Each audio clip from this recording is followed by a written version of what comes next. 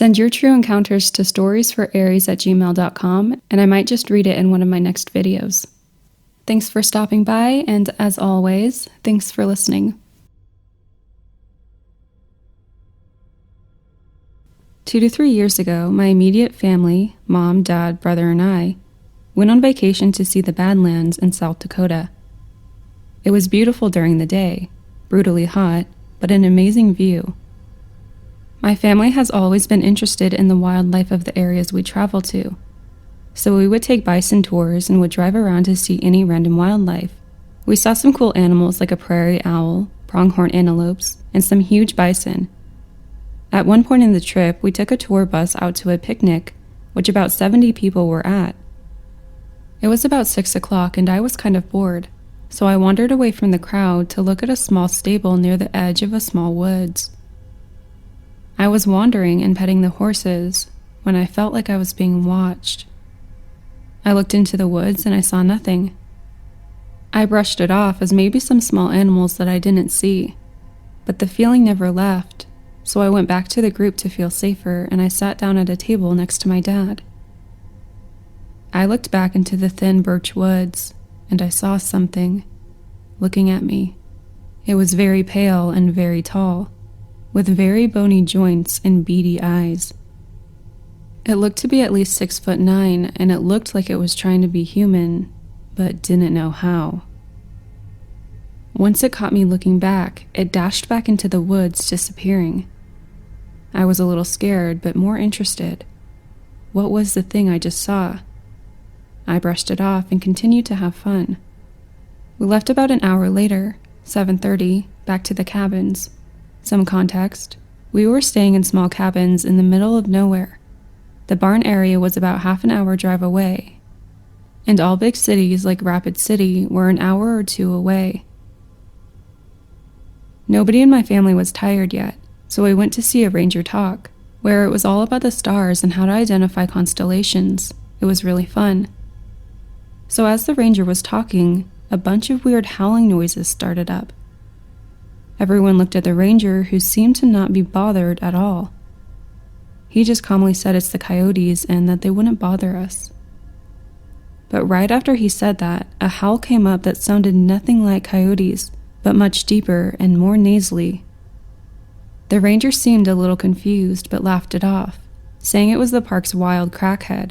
Everyone chuckled. But the rest of the presentation, he seemed on edge. After the talk, we headed back to the cabins to start settling down. I was tired, so I changed into my pajamas and went to bed, but I didn't stay asleep for long. I woke up at 3 a.m. and laughed to myself since it was the witching hour. After trying to fall asleep for an hour to no avail, I got up and put on Shark Week on the TV. I was semi-listening to it while dozing off and looking out the window. There was a floodlight coming off of our house, so I could see very clearly. A pronghorn was grazing on some very thin patches of grass about 10 yards away, but it was strange that he was alone out there, since I always saw them in herds. After watching him for about 5-ish minutes, his ears perked up and looked at me. I jokingly smiled and waved at it, and sweet Christ above, the thing smiled back at me. I wish I was joking and could say I hallucinated it, but I was wide awake. Its teeth looked abnormally human, and so did its eyes. It eventually walked away, but its hooves looked like feet. I can say by now I was very shook. I got up and went back to my room. When morning swung around, I woke up and threw on my shoes and ran outside to where the whack animal was, and sure enough, there were hoof tracks that stopped and turned into hand and footprints. I freaked out and woke up my mom and dad to show them. They were confused by it, so we found the Star Guide park ranger and asked him about the footprints. He wanted to see, so we took him over, and he took a nice long good look at them and said, "Well, I'll be damned.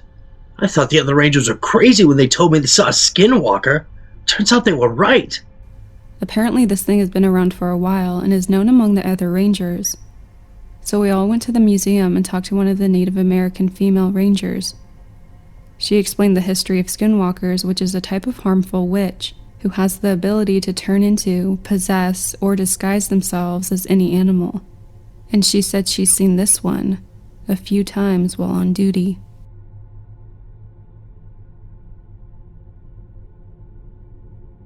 This takes place 4 or 5 years ago while my construction crew and I were working by House Rock Valley, near the Grand Canyon. This area is completely isolated and desolate, with the only defining features being the mountain range that runs parallel to the road we were taking, and the abundance of sagebrush. The night sky is so uncontaminated by light pollution that the Milky Way is completely bright and visible when the weather is clear. This was one of those nights. The late spring night was crisp, and the full moon overhead worked with my headlights as the only source of illumination. One crew member was with me in my truck as we headed towards the cabins in which we would be staying the duration of the job. It was around 9 p.m. as we drove down the seemingly endless dirt road, and the trip had been long and uneventful up until this point. Off to the right was a man in the desert, just walking. He was probably 50 feet away from the truck and was going in the direction that we had just come from. My crew member began freaking out because he doesn't tolerate spooky stuff much, and this was a completely random and bizarre thing to be happening out there. Like I said previously, there is nothing out there. No shopping centers, residential areas, or anything of the sort. At this point, we were about 100 miles away from the nearest town. It's a very barren area that only outdoorsy, camping-type people desire to adventure. It seemed like the man was wearing average clothes, and we couldn't tell his ethnicity or what he looked like. We couldn't really see his face for that matter, even with how much the moon lit up the land. Another thing to mention was that he had no gear with him whatsoever. He wasn't a hiker or a camper because he didn't have a backpack or even a water bottle. He had nothing that would help him survive against the terrain, elements, hunger and dehydration, or the very dangerous wildlife in the area. Not only did it strike me as odd that he was extremely far away from civilization without any equipment, but he also didn't raise his head, acknowledge us, or even look in the direction of our vehicle at all. I mean, sure, yeah, you're not just going to wave at a truck in the middle of the night in the middle of nowhere, but you think he would have made some sort of movement that showed that he knew we were there. It was like he was completely unfazed, as if our truck didn't exist to him at all. And if he was in need of help or a ride, I would think he would have made it known to us and tried to flag us down or something. As we passed, we saw him in the rear mirrors until we eventually lost sight. We arrived at the cabin shortly after and tried to forget the encounter. Another thing about this place is that it isn't some traveler's destination or a resort or anything. There's not even a front desk, just a few houses. So we were quite literally the only people out there. Or so we thought. About 30 minutes after we had unloaded the truck and settled in, we began hearing tapping on the windows. It wasn't consistent though, like tap, tap, tap, and then minutes between. In the time it would stop, we would hear footsteps around the cabin as if the person, or whatever it was circling the perimeter. After 10 minutes of this, I was tired of my crew member overreacting and telling me that we're gonna die. I told him it was probably an animal, but even I didn't believe that. The walking definitely sounded like something bipedal, no rustling or scurrying, and the taps were by human fingers. By this point, I had enough of the tapping and of my crew member, so I decided to finally check. When I went outside, I was shocked. I didn't see anything. There was nothing. My brain couldn't process that there was nothing at all, since we both knew something was right outside. I checked the entire area of the cabin along with the surrounding desert, but still, nothing at all. I went back inside to my crew member's wide eyes and him asking me what I saw. I said that we were fine and that we should get some sleep. But then, it began again. The tapping and walking were intermittent. No pattern or rhythm, really. Sometimes there would be 3 or 5 taps. Sometimes they would walk around one side of the structure for longer. This happened for probably 10 more minutes until there was just silence the rest of the night. There was no vehicle that drove this person away. They just seemingly walked off. It makes me wonder if it was the same person that we had seen earlier and he had just followed us. Although it would have taken a human walking a lot longer to arrive at the cabin than it took us. I was told this may be a skinwalker, but I'm not sure. Maybe it was something supernatural, or maybe it was just some freak out in the middle of the desert. All of this did happen on Native American land, but at any rate, it's something my crew member and I still try to forget about to this day.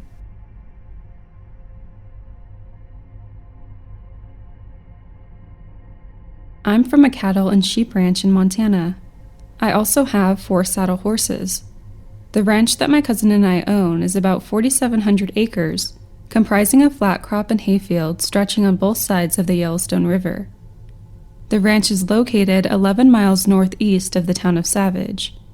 We rent a ranch that's 38 miles upriver from us.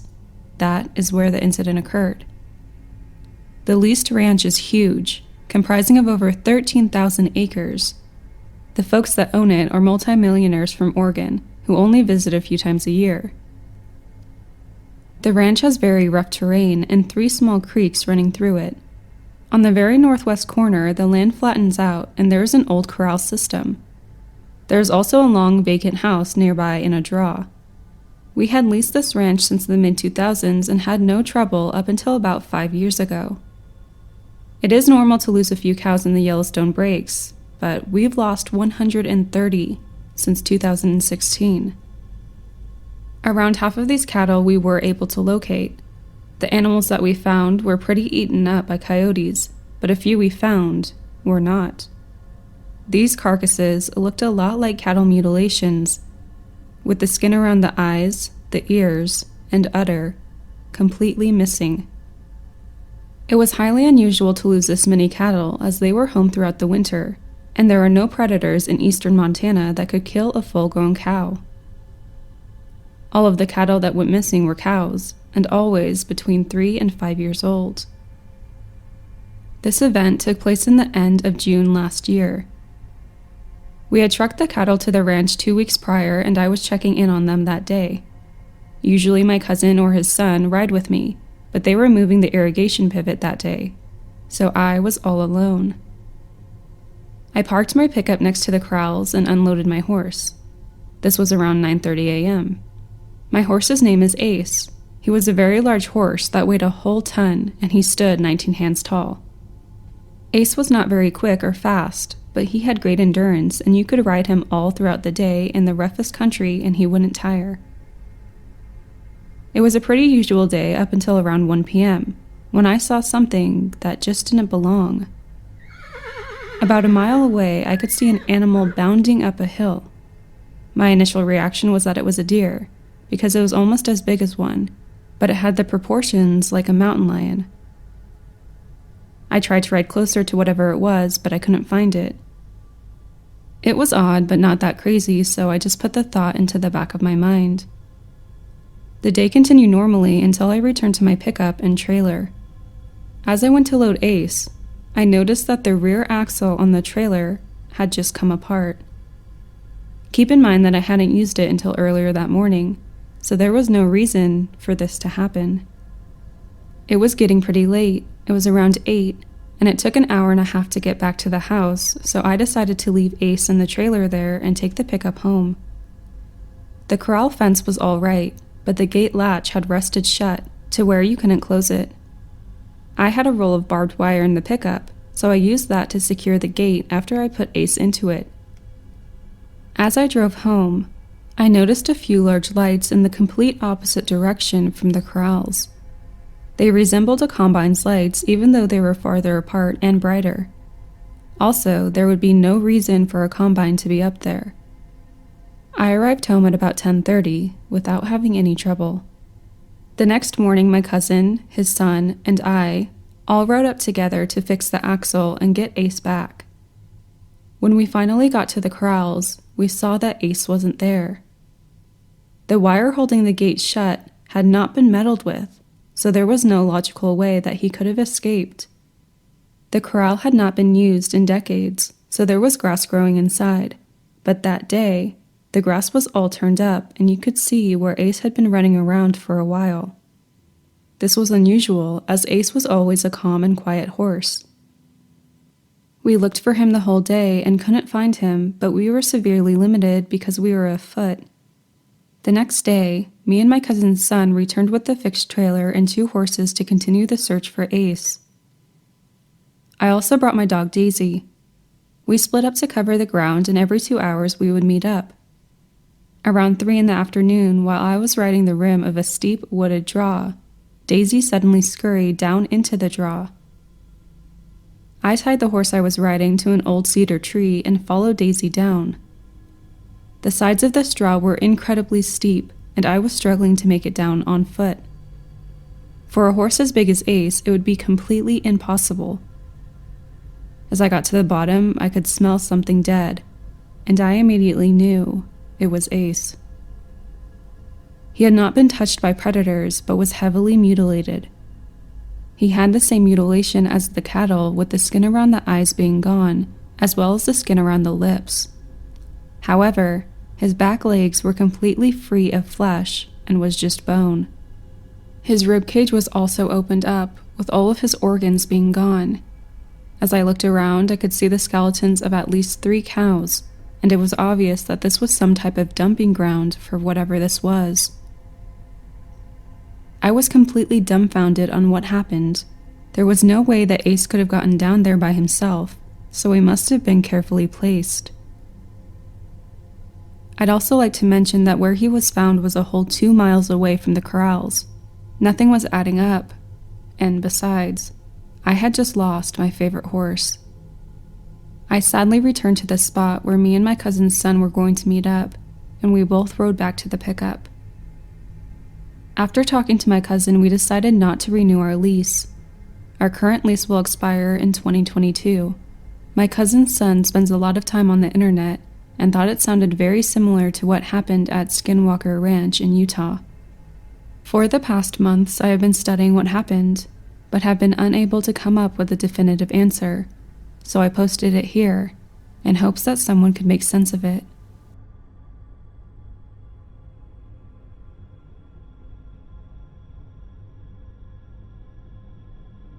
I live near a very large, very popular national park. Locals here, like myself, are pretty aware of the goings-on near here. Strange sounds, strange creatures, and strange disappearances. I've dealt with these myself in the past on hikes and even just relaxing in the park. Here is one that still freaks me out to this day. I was at my grandma's house that's deep in the boonies. The only road there is a gravel road that's pretty much washed away, so without a good car, you're not getting out there anyway. My cousins lived in a trailer with their mom right below my grandma's. We played all sorts of games, which mainly involved me getting chased as I was the youngest. My grandma was in the hospital with my aunt, so our older cousin, who I'll name Dee, had to watch us. Dee was, and still is, the only cousin that's older than us, that we still hold in high regard. He would mess with us and play around, but actually cared about us. The whole day we spent playing around, but we would usually play more at night, like hide and seek, tag, etc. We'd been playing pretty far away from the house and it was starting to get dark. We decided to go back to the house and grab flashlights and play manhunt. Of course, I was the one being hunted. I ran pretty far into the woods and on the other side of the property and hid behind a log. I heard my cousins getting pretty close, so I ran, and they saw me. We ended up running to the very back of the property line, almost a mile from the house, and we saw my cousin Dee.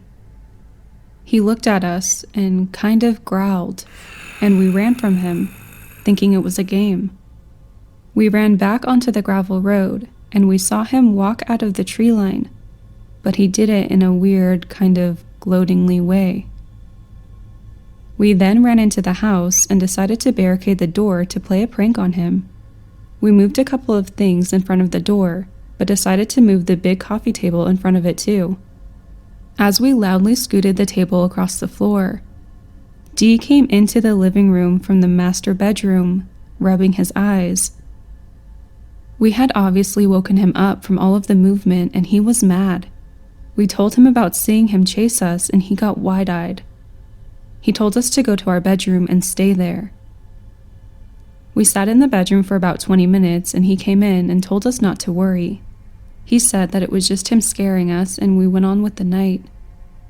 It wasn't until about 3 years later, when I was 13, that he decided to tell me the truth. He said that it was a Skinwalker, and that he's dealt with them since he was my age.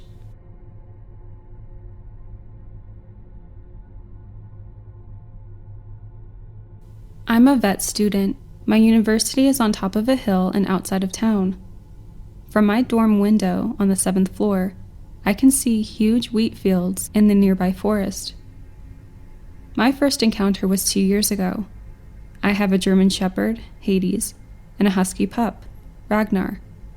That day I left university quite late. It was already dark outside.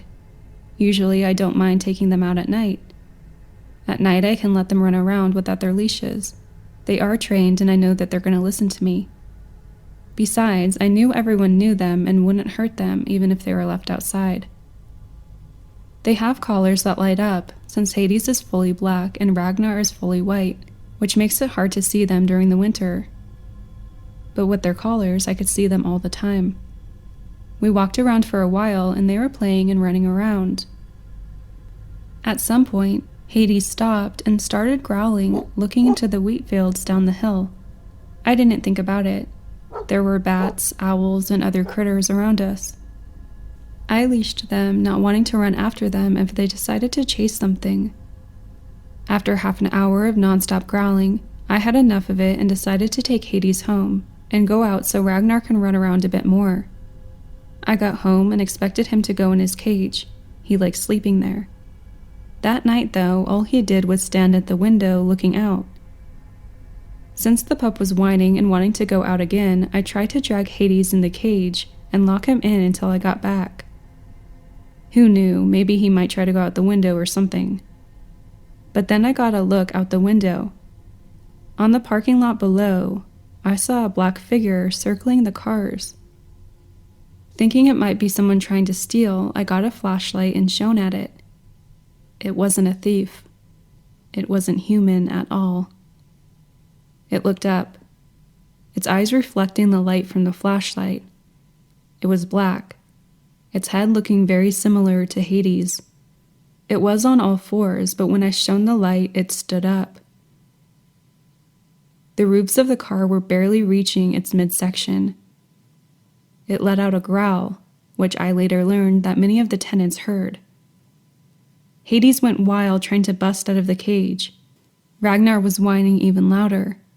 I realized he didn't want to go out, and he was trying to get as far away from the window as possible. The growl made me flinch, and I dropped the flashlight through the window. I tried to see it again, but it was too dark. I heard the crunching of snow as it left. The next morning I went to find my flashlight and found huge dog-like footprints in the snow, and a foul smell still lingering. I borrowed infrared binoculars from a hunter friend of mine. Ever since then, I have seen it in the forest, crossing the fields and coming near the hill and looking up. My roommate and I have been taking turns keeping watch at night when Hades starts growling. I don't take the dogs out at night, and Ragnar doesn't play and run around anymore. He just stays pressed against my feet.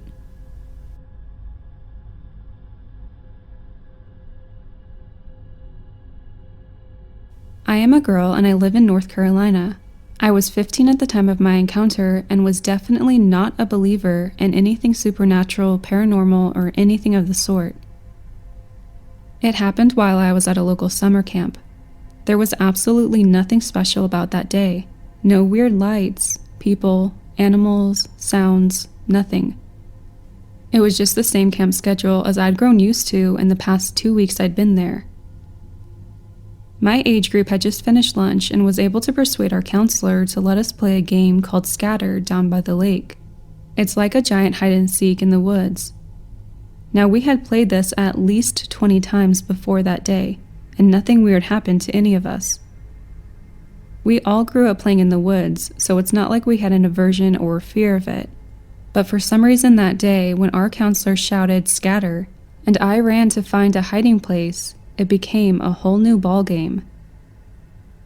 I had run as far as I could while still being able to see the lake, as were the rules, and had found a huge old uprooted tree that I decided would be a perfect hiding place. So I laid down as close as I could against the ground and waited. I had been there for about 5 minutes, when suddenly, I heard a voice calling my name in a weird, dreamy-like voice, and it wasn't just any voice. It was my mom's. Now, my mom and I are extremely close, thick as thieves, so I'd know her voice anywhere, and I would swear on my own grave that it was without a doubt hers. But I knew it couldn't be her, as she was 20 miles away at work, and even if it had actually been her and she'd come to pick me up, the voice wasn't coming from the lake. It was coming from farther out in the woods beyond the border of the camp. I knew I should have run away from the strange mimic mom voice, but I couldn't. It was almost hypnotic. It messed with my thoughts and gave me doubts like, well, it could be mom, or what if she's hurt? And I have to get to her. All of these things were flooding into my mind like someone had broken a dam I didn't know was there, until they finally overwhelmed me and emotions got the better of me, and I took off running in the direction the voice was coming from. I ran as far as I could with only this strange voice as my guide. I couldn't have run for more than 5 or 7 minutes when I got to a clearing and the voice suddenly stopped. When I entered the clearing and didn't hear my mom's voice calling me anymore, I could finally think again and started to have little alarm bells go off inside my head, saying, "You idiot!" or "That's not mom," and "Run!" But I couldn't run. I didn't know where to run. I had gotten so far away that I lost sight of the lake and had absolutely no idea where I was, and I was completely exhausted to boot. With no other option than to just sit and catch my breath, I did just that. No sooner had I sat down, more warning bells went off in my mind. I quickly did a 360 survey around the clearing and noticed a strange noise. It wasn't the continuation of the voice before. No, it was the distinct sound of chattering teeth, like if you were cold. Only there was no one else around, and it was the middle of June in North Carolina. There was no way someone could be cold. And that's when I heard it. Leaves and sticks crunch on the edge of the small clearing, and I realized something was watching me. Then whatever it was moved and in fast circles around the clearing, almost like it was circling prey. And it was at that moment that I knew whatever it was had led me out there to get me away from the rest of the group. Exactly like the predator my instincts had been screaming at me that it was. Without any other option than try and escape, I took off in the direction I thought I came from and sprinted as fast as I could, all while still hearing the chattering of teeth and sticks crunching behind me. I didn't know what to do, and I didn't dare turn around and see what was chasing me. I knew that if I did, I would slow down, and I absolutely would not do that. It felt like a lifetime running away from this thing before I finally saw the lake, and even though I didn't think I could, I ran faster than I ever have in my life when I broke the tree line and ran to the lake where I knew my friends were. At that point, I felt safe enough to stop and look back and see just what had been chasing me. But when I did, I only saw a fleeting form running back the way I had come, and the distant sound of chattering teeth.